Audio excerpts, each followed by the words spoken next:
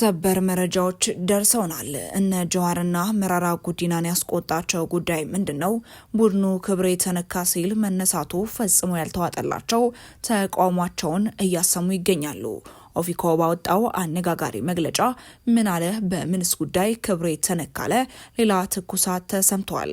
ከኦሮሚያ ክልል የተነሳውን ተቃውሞ በዝርዝር እንመለከታለን። ለኦሮሚያ ሕዝብ የቀረበ አስቸኳይ ጥሪ ለመለስ ዜናዊ በመዝፈኔ ይቆጨኛል ታዋቂውና አንጋፋው ድምፃዊ ነዋይ ደበበ አነጋጋሪ አስተያየትን ሰጥቷል።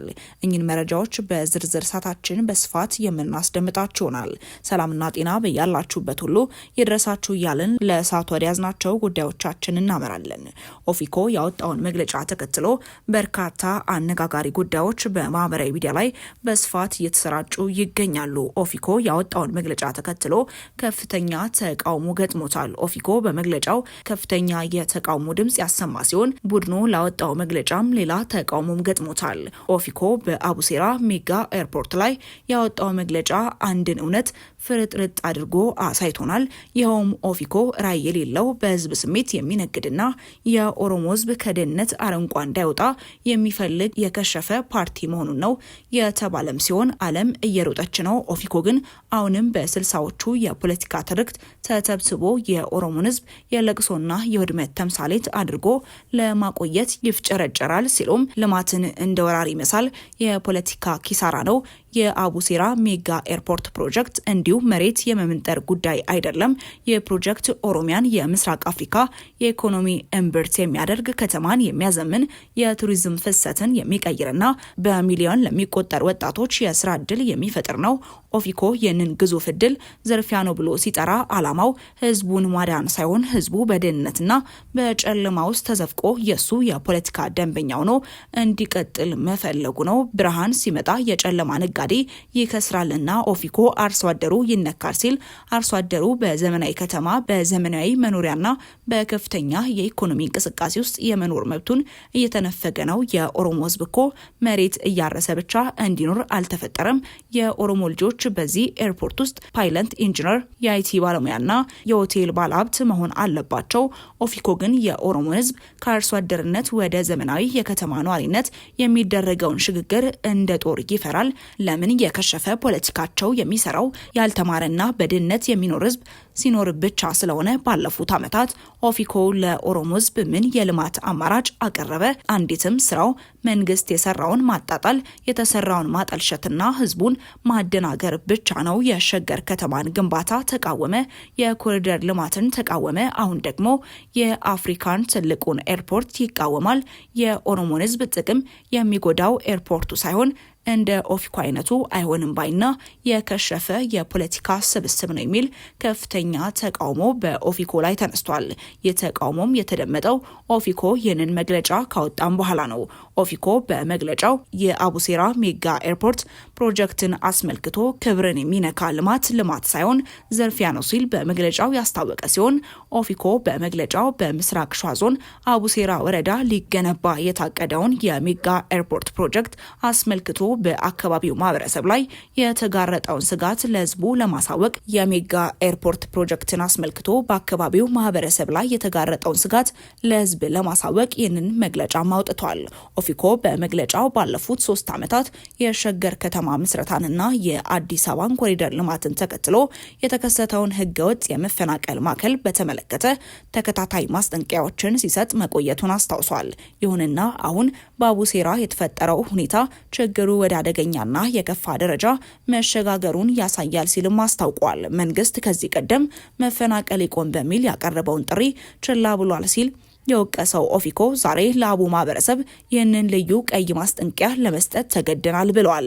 ኦፊኮ የመሰረተ ልማት አውታሮች ለሀገርና ለክልላችን ኢኮኖሚያዊ እድገት ያላቸውን ፋይዳ ሙሉ በሙሉ ይቀበላል። ሆኖም ግን ፕሮጀክቱ እየተተገበረበት ያለው መንገድ አካባቢውን ነባር ማህበረሰብ ከቅድመ አያት ርስቱ የሚያፈናቅልና ታሪኩን የሚያጠፋ በመሆኑ በጽኑ እንደሚቃወም በመግለጫ አስታውቋል። ፓርቲው የአቡ ማህበረሰብ የድረሱልኝ ጥሪ በጥሙና አዳምጦ ተቀብሏል።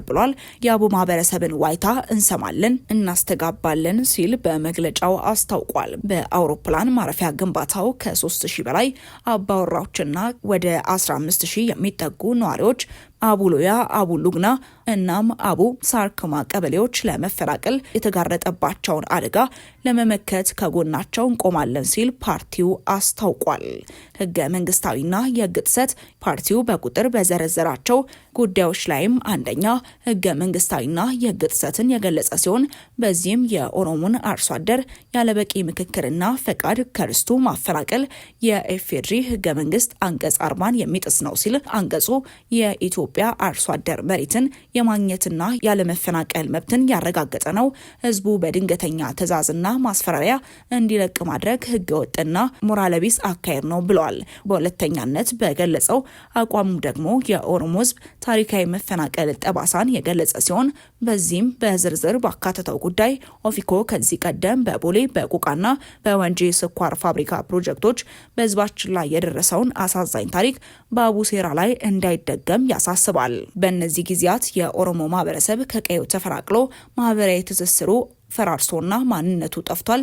የአፍሪካ ኩራት በሚል ስም ትውልድን የሚያጠፋ ልማት ተቀባይነት የለውም ሲል አስታውቋል። በተጨማሪም ለአርሶ አደሩ መሬት የህይወት ዋስትና እንጂ የሚሸጥ ሸቀጥ አይደለም በማለትም የገለጸ ሲሆን ለፌዴራል መንግስት፣ ለኦሮሚያ ክልል መንግስትና ለኢትዮጵያ አየር መንገድ ማኔጅመንት የሚከተሉትን ጥያቄዎችም አቅርቧል።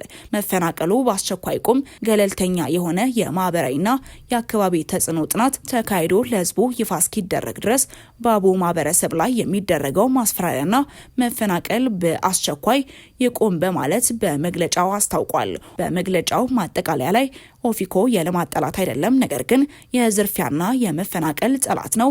የአፍሪካ ኩራት ተብሎ የሚወደስ ፕሮጀክት በኦሮሞ አርሶ አደር እንባ ውድመትና ውርደት ላይ ሊገነባ አይገባም። የኦሮሞ ህዝብ የሰብአዊ መብት ተቋማትና ዓለም አቀፍ ማህበረሰቡ ለአቡሴራ ህዝቡ ድምጽ እንዲሆን ጥሪ እናቀርባለን ሲል ነው ኦፊኮ በመግለጫው ያስታወቀው። ታዲያ ይህንን ተከትሎ በርካታ አነጋጋሪ አስተያየቶችና ጉዳዮች በስፋት እየተሰጡበትም ይገኛሉ። ወደ መጨረሻው ጉዳያችን ስናመራ አንጋፋው ድምፃዊና የዜማ ደራሲ ነዋይ ደበበ በቅርቡ ለታላቁ የኢትዮጵያ ህዳሴ ግድብ ምረቃ ስላወጣው ነጠላ ዜማና ከዓመታት በፊት ለቀድሞ ጠቅላይ ሚኒስትር መለስ ዜናዊ ህልፈት አውጥቶት ስለነበረው የለቅሶ ዜማ አዳዲስና አነጋጋሪ አስተያየቶችን ሰጥቷል። ይህንንም በርካቶች እየተቀባበሉት ይገኛሉ። ነዋይ በአርትስ ቲቪ ከአርቲስት አዳነች ወልደ ገብርኤል ጋር ባደረገው ቃለመጠይቅ ለ120 ሚሊዮን ህዝብ ክብርና እንደ አንድ የጥበብ ሰው ለአባይ ግድብ ለመዝፈን ስላልቻለ በ3 እና 4 ቀናት ውስጥ የተቀናበረ አዲስ ስራ ለምረቃው ማድረሱን ተናግሯል። ስራው በፍጥነት የተሰራ ቢሆንም በጥራት ለባሉ መድረሱን የገለጸው ድምፃዊው ለዚህ ስራውም ጠቅላይ ሚኒስትር አብይ አህመድ ምስጋና እንዳቀረቡለትም ገልጿል። በሌላ በኩል የቀድሞ ጠቅላይ ሚኒስትር መለስ ዜናዊ ሲሞቱ ስለዘፈነው የለቅሶ ዜማ ሲጠየቅ ሰው ይቅርና ወፍም ሲሞት ኢትዮጵያዊ ያለቅሳል በማለት ባህሉን ያስታወሰው ነዋይ ሆኖም ለዚያ ዘፈን የኢትዮጵያን ህዝብ መልሶ ይቅርታ እንደጠየቀም አረጋግጧል። ይቅርታ የጠየቀበትንና የሚቆጨውን ምክንያት ሲያስረዳም አሰብን ለካ በአደራ ያስረከቡት እሳቸው መሆናቸውን አሁን ነው በደንብ እየገባኝ የመጣውም ሲልም ገልጿል። በተለይም የቀይ ባህር ጉዳይ እንደሚቆጨው ሲገልጽ ቀይ ባህርን የሚያክል ትልቅ ሀብት ግመል ይጠጣበት ብለው ሰጥተዋል የሚባለው በወቅቱ ብረዳ ኖሮ እናም ውስጤ ቢኖር ኖሮ ያኔ ያን ዜማ አላወጣም ነበር ሲል በቁጭት መናገሩ በርካቶችን እያነጋገረ ይገኛል። ወደ ተመልካቾቻችን ለእሳቱ የነበረን መረጃ ይህንን ይመስል ነበር። አብራችሁን ስለነበራችሁ እጅግ አድርገን እናመሰግናለን። በቀጣይ እስክንገናኝ ድረስ መልካም ቆይታ